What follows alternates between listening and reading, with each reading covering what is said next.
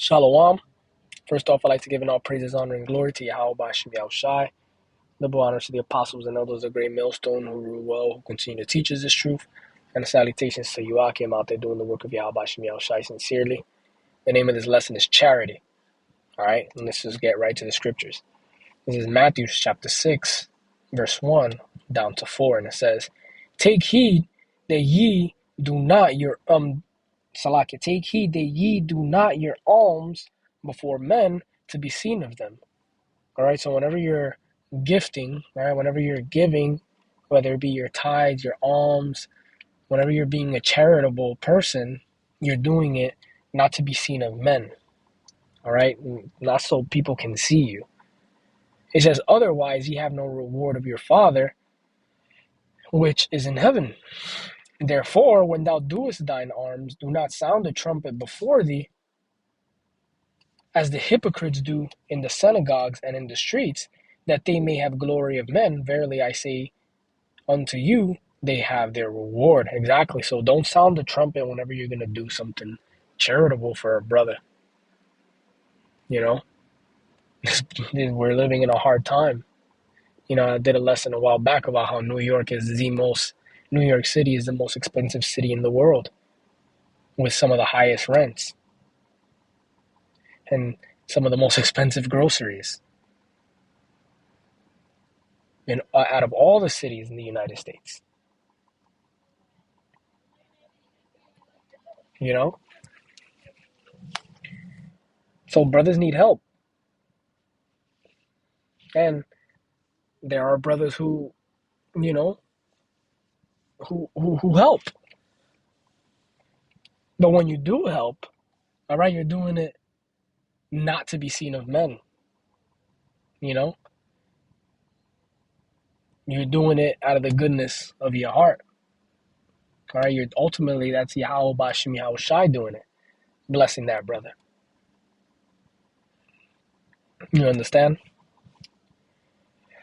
It says, you know, because people who do things to be seen, all right, they do it because they know that people are going to admonish them. People are going to be like, oh, you did a good job.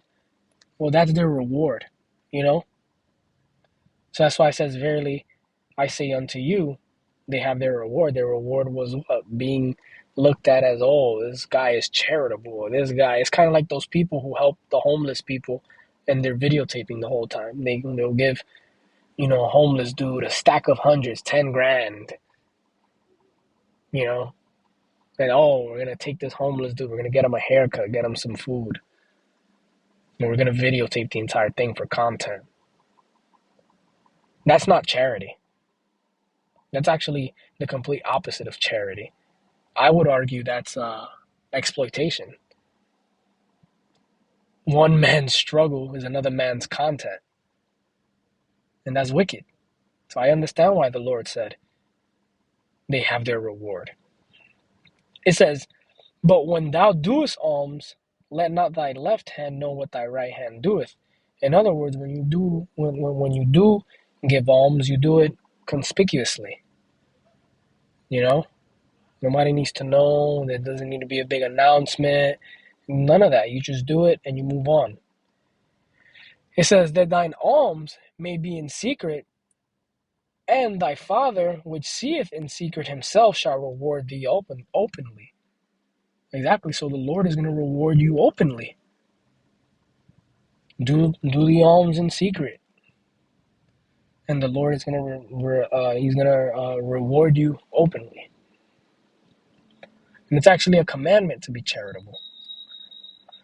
This is Deuteronomy chapter 15, verse 7. It says, if there be among you a poor man of one of thy brethren within any of thy gates in thy land, which the Lord thy God giveth thee, thou shalt not harden thine heart, nor shut thine hand from thy poor brother. In other words, if there's anyone among you who is struggling financially, right, and that's how you would transfer that to now, all right, even though we're all struggling, right, but there are definitely some brothers that are maybe a little bit better off than others. There's brothers that got kids, there's brothers that got, you know, a variety of financial situations going on. You know, there's brothers that may not have a place to lay their head. You know, it's a broad spectrum. But if you can help, you are commanded to.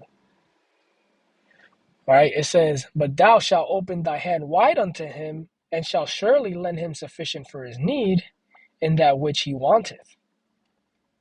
So you give that brother what he needs. It says, "Beware that there be not a thought in thy wicked heart, saying, the seventh year, the year of release, is at hand, and thine eye be evil against thy poor brother, and thou givest him naught, and cry unto the Lord against thee, and it will be sin against thee." Exactly, because sometimes a brother might ask you for a loan, for example. Someone might ask you for a loan, and they might not be able to pay. And then because in the scriptures, after 7 years, you're supposed to pretty much forgive the loan. That's it. If they didn't pay you, you're supposed to just forgive the loan, right? So what this is basically saying is that if he doesn't pay you within the 7 years, you don't pray against that man because he didn't pay you, because that's technically a sin. Not technically, that is outright a sin. That's breaking the law, statutes, and commandments, man. This is 2 Corinthians chapter 9, verse 6, and it says, "But this I say, he which soweth sparingly shall also reap sparingly, and he which soweth bountifully shall reap bountifully." All right? So if you sow sparingly, you're also going to reap sparingly. All right? So if you sow, all right, in other words, when it comes to charity, right, if you are charitable, then you will sow the rewards of being charitable. It says, "Every man according as his purpose in his heart, so let him give, not grudgingly or of necessity." All right?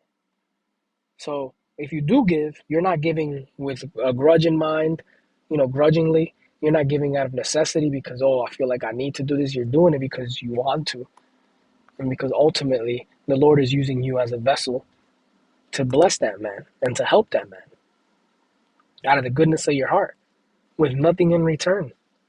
No one is going to see it. But you're not worried about that because, again, you're going to be rewarded in secret. It says, "Every man according as he purposeth in his heart, so let him give, not grudgingly or of necessity, for God loveth a cheerful giver." Exactly. You're doing it because you want to. It says, "And God is able to make all grace abound toward you." Salakia. "That ye always, having all sufficiency in all things, may abound to every good work." Exactly. It says, basically, this is saying that, give to those around you, and the Lord is going to take care of you. You're always going to be sufficient in things. All right, whether it be money, whether it be time, whether it be helping a brother out, whether it be buying a brother this or buying a brother that, and not expecting anything in return, the Lord is also going to give you sufficiently, man. Because the Lord likes it when you are a cheerful giver. This is 1 Peter chapter 4, verse 8, and it says, "And above all things have fervent charity among yourself, for charity shall cover the multitude of sins. Use hospitality one to another without grudging." Exactly. So above all things, have fervent charity amongst yourself. Should feel good. Should make you happy to help a brother. Especially if you got it. Like if you don't got it, you don't got it. That's fine. But if you got it, it should bring joy to your heart. It should bring joy to your heart to buy a brother a bottle of wine. I'm not gonna say spoil your brother, but sometimes sometimes it's in your spirit to spoil a brother. You might, you know, I'm definitely guilty of it. Not necessarily spoil a brother, but put a brother together because that's just how it goes. There's nothing wrong with that. It's actually encouraged.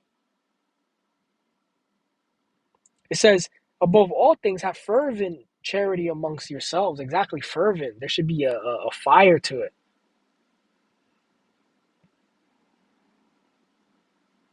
There should be a fire to it. It should be fervent.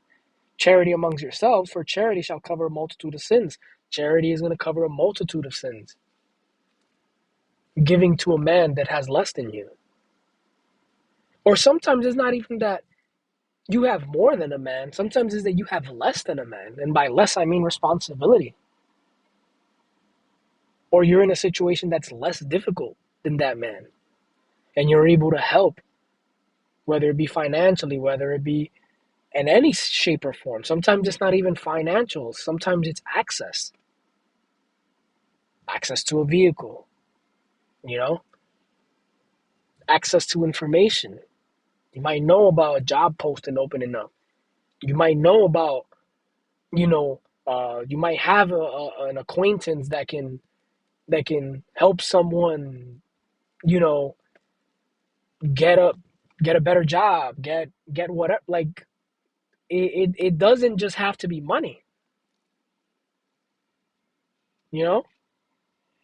It says use hospitality one to another without grudging. Exactly, use hospitality. All right, take care of each other, but without grudging.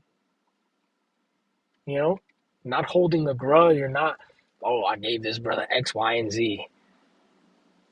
You do it expecting nothing in return. It's a gift, you know? So, hey, man, this was just a quick lesson on charity, all right? Which is one of my favorite topics. Um, I believe it is extremely important, especially in the times that we're in, you know? So, I'd like to give an all praises, honor, and glory to Yahweh Hashem Shai, double honor to the apostles and elders of Great Millstone who rule well, who continue to teach us this truth. And salutations to Joachim out there doing the work of Yahweh Hashem Shai sincerely. All right. So I hope this lesson was edifying. And until next time, shalom.